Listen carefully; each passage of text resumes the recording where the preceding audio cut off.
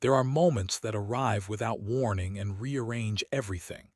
Not the dramatic ones, not the accidents or the diagnoses, not the news that breaks your life open in a single instant. I mean the small ones.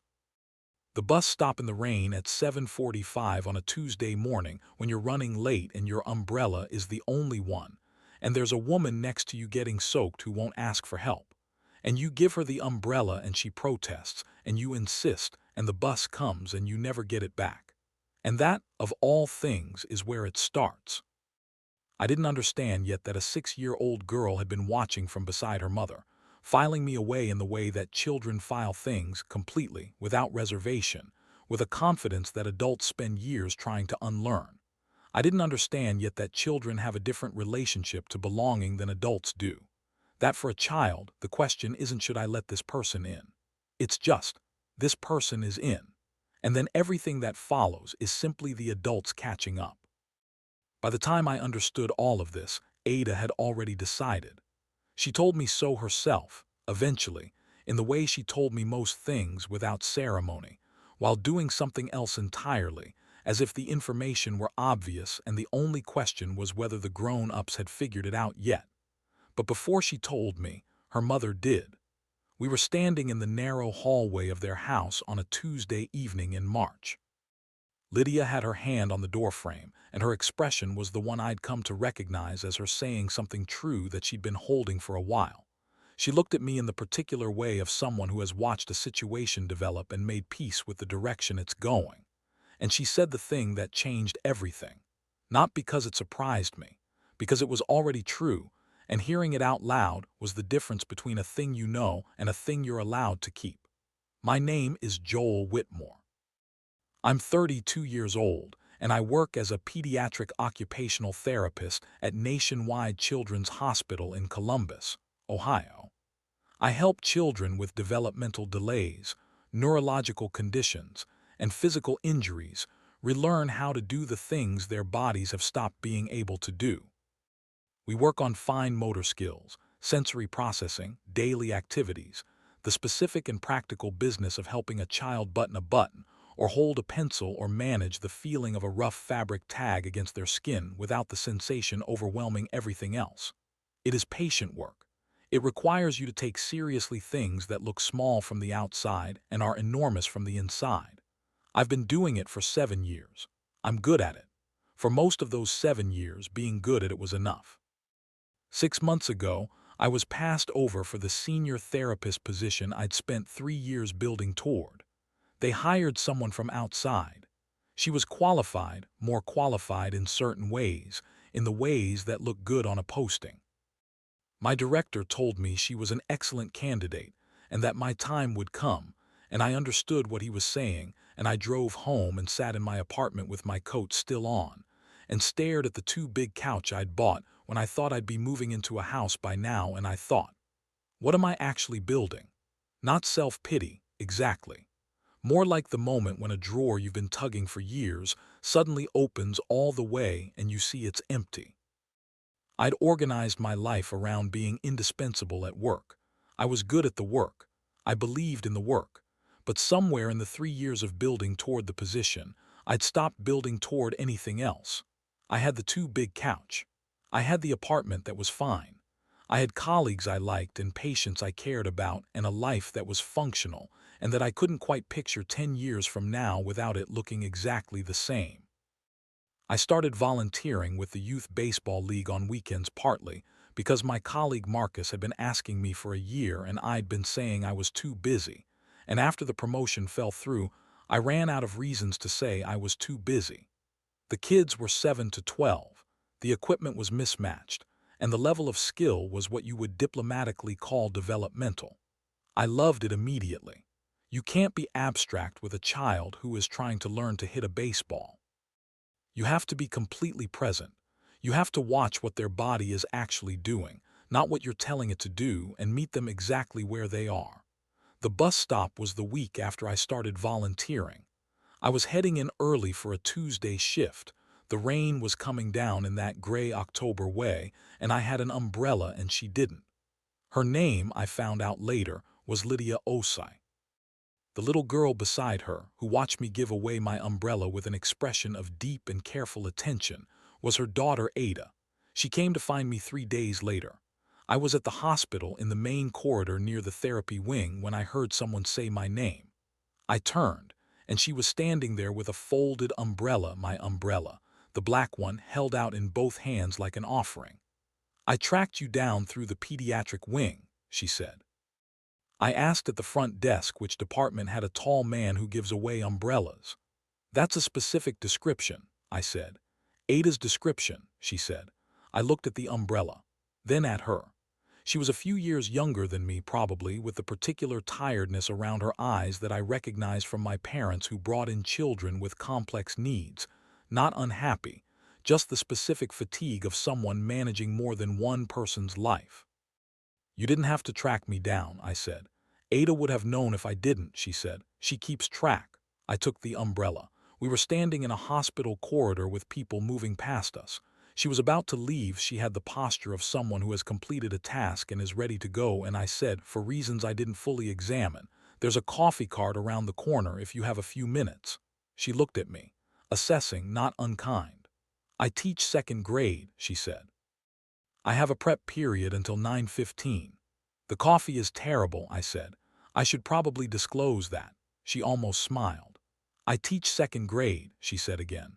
"My standards are flexible." We had terrible coffee in the hospital corridor for 20 minutes, and I learned her name and what she did, and that Ada was 6 years old and had been in her class the last 2 years, which was technically against protocol, but which the school had approved because of the circumstances. She said the circumstances the way you say something you have a practiced phrase for, not cold, just worn smooth from use. I didn't ask about the circumstances. She'd tell me if she wanted to. She was the one who brought it up.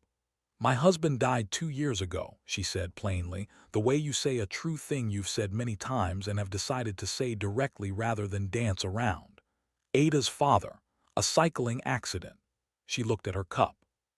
"I tell people early because otherwise there's a moment later where it comes out and everyone recalibrates, and I find the recalibration harder than just saying it." "Okay," I said. She looked up. "That's it. What should I have said?" She considered. "Most people say they're sorry, which is right. You're supposed to say it."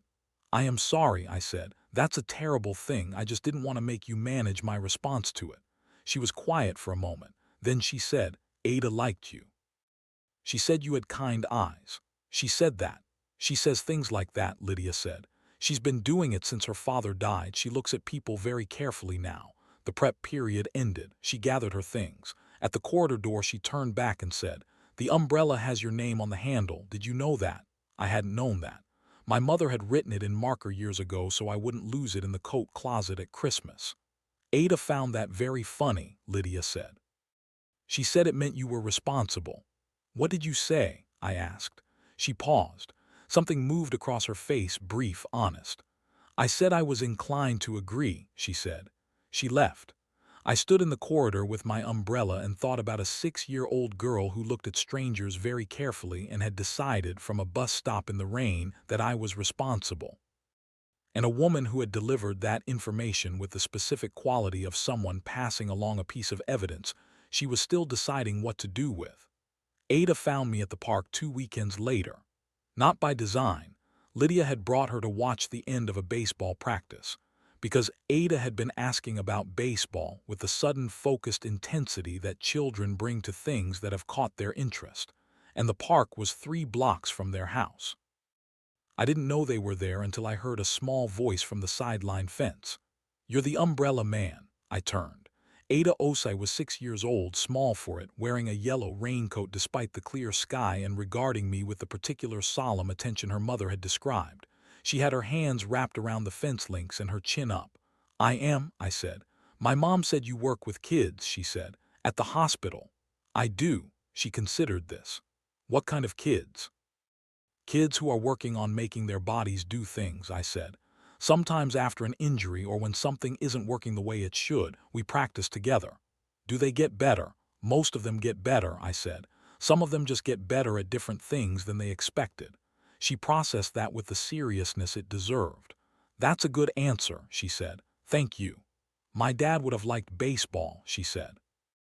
It arrived without transition, the way children deliver important information, just set it down in front of you. He liked things you had to practice at. I looked at her. He sounds like a good person. He was, she said, with the certainty of someone who has thought about this carefully and arrived at a conclusion. He was the best one we knew. She looked back at the field, where the team was running a base drill with mixed success.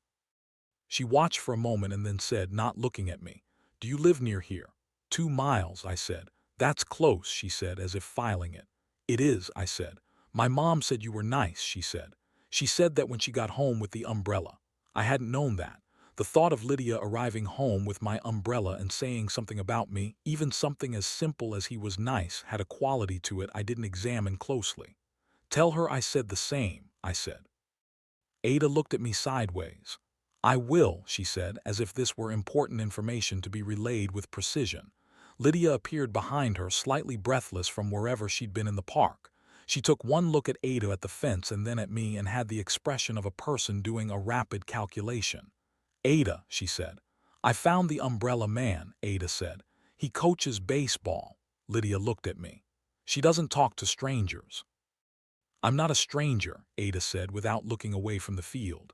"He has his name on his umbrella." I looked at Lydia. She looked back at me with an expression that was somewhere between mortified and something warmer that she was working to keep off her face.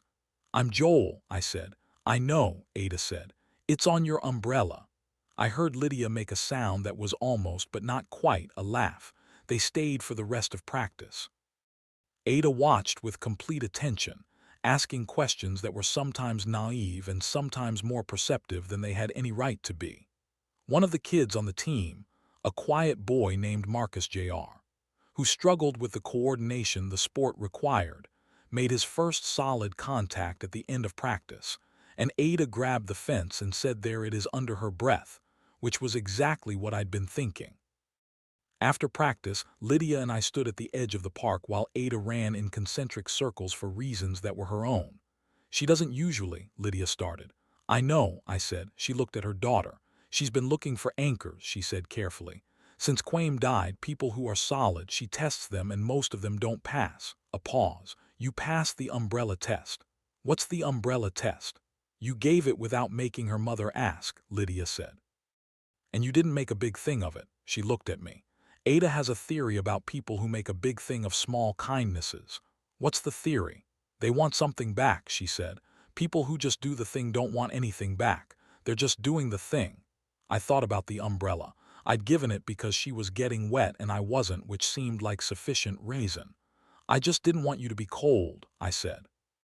Lydia looked at me with the direct, quiet attention I'd first seen in the hospital corridor. "That's what Ada said," she told me. The months that followed built themselves the way things build when children are involved, and children have decided, through accumulation, through small and unremarkable moments that are only remarkable in retrospect. I saw them at the park most Saturdays.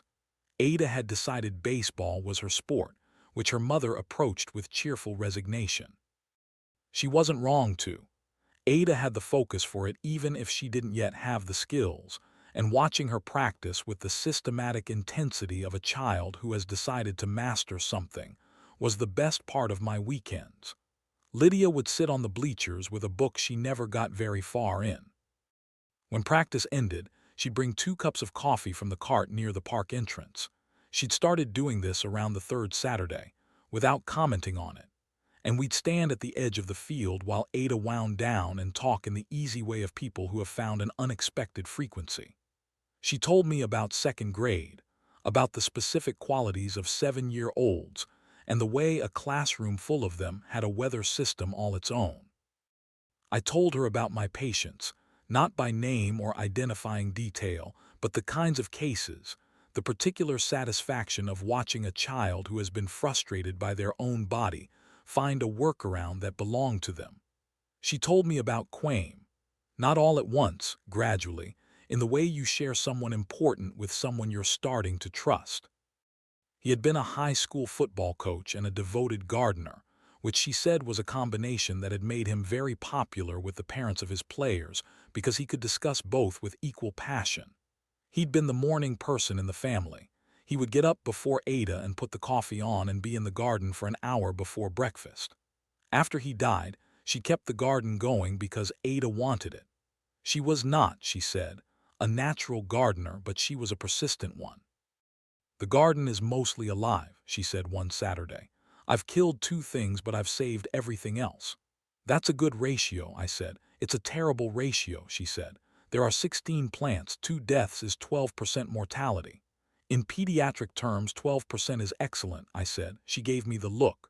Then she laughed, a real one, not managed, the kind that arrived before she could decide whether to. I had been waiting, I realized, for that laugh. It was worth waiting for. She looked away quickly after it, back at the field, and I didn't say anything about the laugh. But I registered it, the way you register the first morning in spring when the air has actually changed.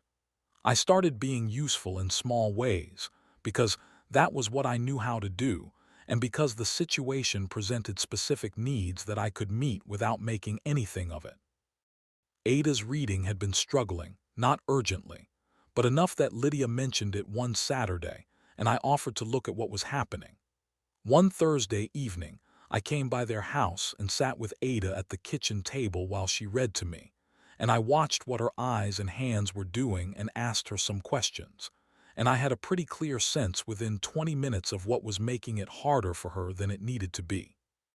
Lydia stood in the doorway of the kitchen while I worked with Ada and wore the expression she sometimes wore when she was watching something she hadn't let herself want and was confronting the fact that she wanted it.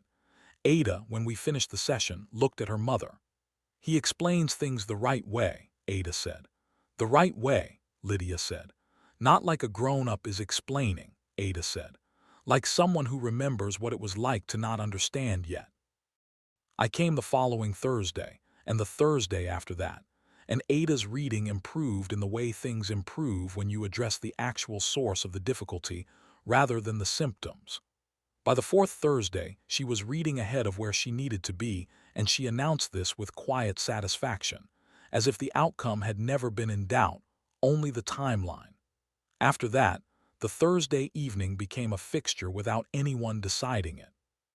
I'd come at 6, work with Ada until 7, then stay while Lydia made dinner, first as a guest, then as a person who knew where things were and helped without being asked.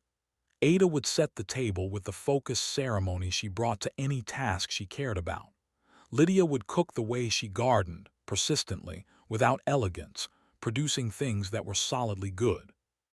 We ate at the kitchen table with Ada's artwork on the walls around us, which covered most of the visible surface area, paintings and drawings and collages pinned and taped, and in some cases apparently glued directly to the wall surface, which Lydia said she'd given up trying to regulate.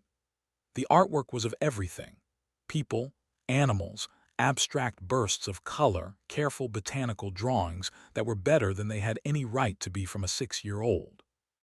There was one painting near the window that I noticed every time: 3 figures, rough and bright, a woman in red, a small person in yellow, and a tall one in blue standing beside them. The figures were holding hands. I didn't ask about it. Some things you let be until they're ready. One Thursday in December, Ada fell asleep at the table after dinner, an event that she would have found deeply undignified if she'd been awake for it. Lydia carried her to bed, and I waited in the kitchen and did the dishes because there was nothing else to do, and when Lydia came back she stood in the doorway and said, "You don't have to do that." "I know," I said. She came in and dried while I washed, standing beside each other at the sink in the kitchen, quiet, and after a while she said, without looking up from the dish towel, "Ada asked me last week if you were going to keep coming." "What did you say?" "I said I hope so," she said. I set down the pan I was washing. "Lydia." "I know," she said. She still wasn't looking at me. "I know." We stood at the sink for a moment with the dishes half done and the house quiet around us and the winter dark outside the kitchen window. "I'll keep coming," I said. She nodded once. She went back to drying. The moment passed without being made into anything larger, and that was right. It didn't need to be larger. It was already what it was. Daniel arrived at Ada's 7th birthday party on a Sunday in February. I hadn't known him before. Lydia had mentioned him, Quame's best friend since college, someone who'd been present through the worst of the aftermath, someone she still saw regularly because Ada called him Uncle Daniel and it mattered to her. He was 36, an engineer, careful in the way of someone who thinks before he speaks and then says what he decided. He found me near the food table at the end of the party, when most of the other parents had taken their children home and Ada was opening the last of her presents with her mother in the living room. "You've been coming around a lot," he said, not hostile, just establishing. "I have," I said. "You're good with Ada," he said. "She talks about you." "She's easy to be good with," I said. He looked into the living room at Lydia and Ada on the carpet. "Quame was my closest friend," he said. "I was the one she called the morning of the accident. I drove her to the hospital. I didn't say anything. She did everything right," he said. "The therapy, the grief counseling, going back to work. She's a good mother. She didn't fall apart." He paused.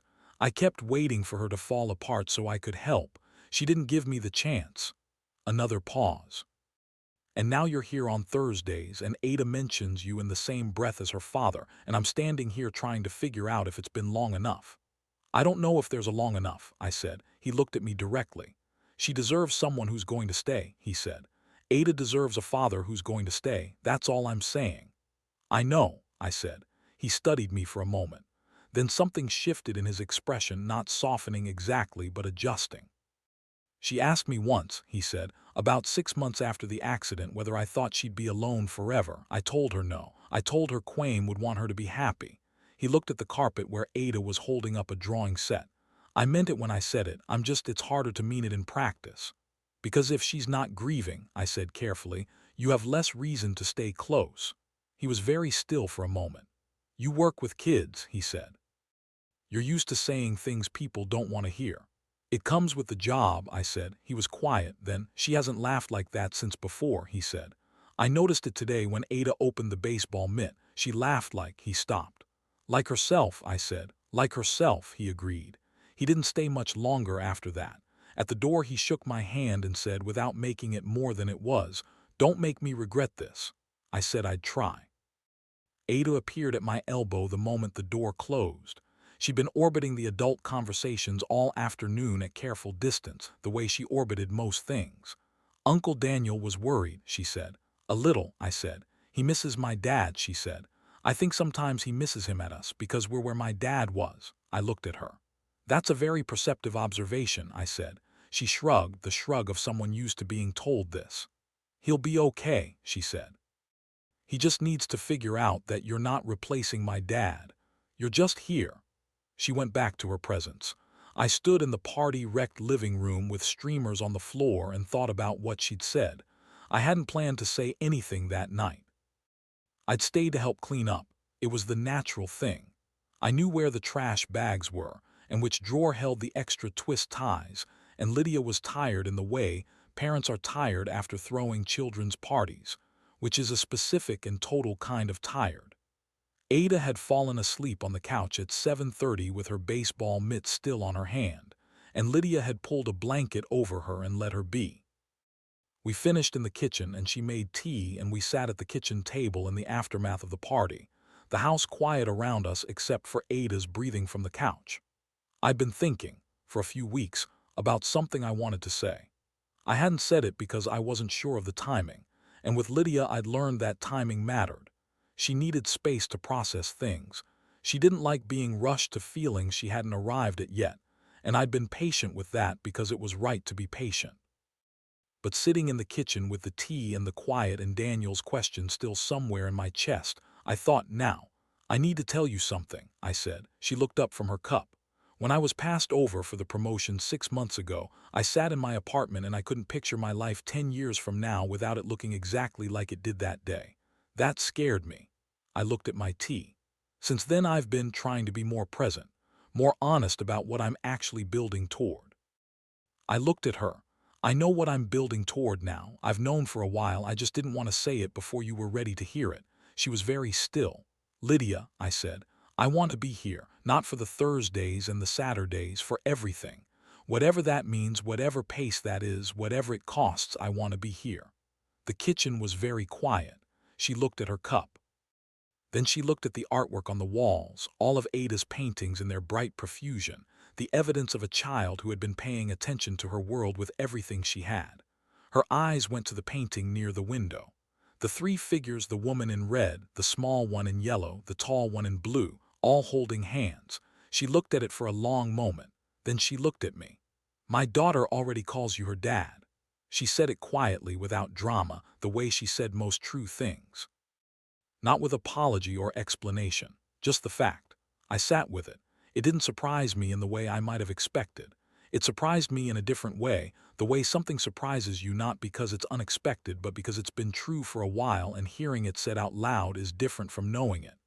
Ada had been telling me, for months, in all the ways she told things. The fence at the baseball park. The explanation about people who do small things without wanting something back. The "he explains things the right way," the painting. "She told you that," I said. "She tells me everything," Lydia said. "Eventually, on her own timeline." She looked at the painting again. "She painted that about 3 months after you started coming to practice. I asked her who the tall blue person was. She said it was you." A pause. She said it so matter-of-factly, like it was obvious, like the only question was whether I knew. I thought about what Ada had said in the living room tonight. "You're not replacing my dad, you're just here." "She's very wise," I said. "She is," Lydia said. "She got it from her father." The tea was going cool between us. From the couch, Ada made a small sound in her sleep and resettled. "I'm not going anywhere," I said. "I know," she said. "That's why she knows." She reached across the table and put her hand over mine.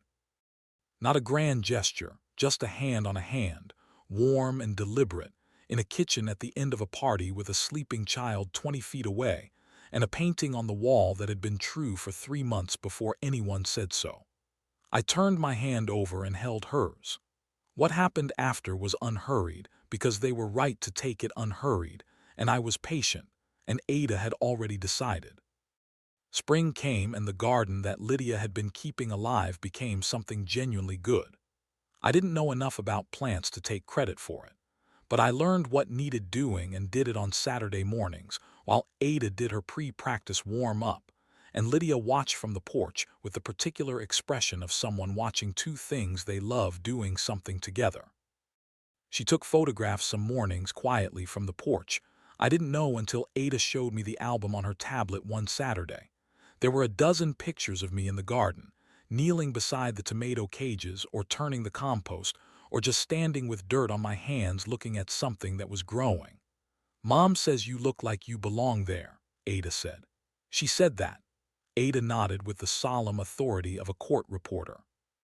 Lydia, in the kitchen doorway, heard this exchange and made no comment, but she was smiling at the window. Daniel came to one of Ada's games in April and sat in the bleachers 3 rows back. After the game, Ada went and found him, and they walked around the park together for 20 minutes while Lydia and I stayed at the fence. When Ada came back, she took both our hands, and that was that. He came to the house for dinner in May, his idea, which Lydia called me about with a note of cautious optimism in her voice. The dinner was good. He and I talked about Quame the way you talk about someone when both people loved him, honestly, without performance. He told me a story about Quame at 23, at a garden party, trying to identify plants for a girl he'd just met who turned out to be a botany professor, and who he'd managed to impress anyway through sheer confidence. I laughed at the right places. He looked at me across the table with the expression of someone who has checked something and found it adequate. Before he left, he said, in the hallway, "He would have given you a hard time. He gave everyone a hard time, but he would have liked you." That was the only thing I needed him to say. I proposed to Lydia in the garden on a Sunday morning in June, with Ada sitting on the back porch pretending very unconvincingly to be reading a book. I had a ring I'd bought from a jeweler on 5th Avenue, simple, warm gold, the kind that looks like it has always been on the hand it belongs to.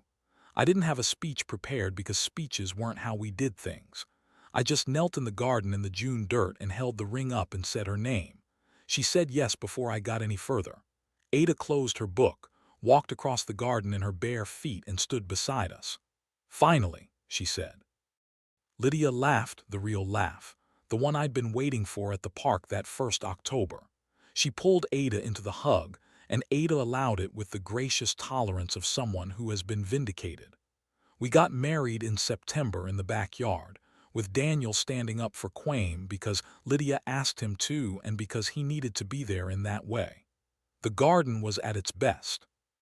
Ada walked her mother down the aisle in a yellow dress, holding her hand the whole way, serious and proud and entirely sure of what she was doing.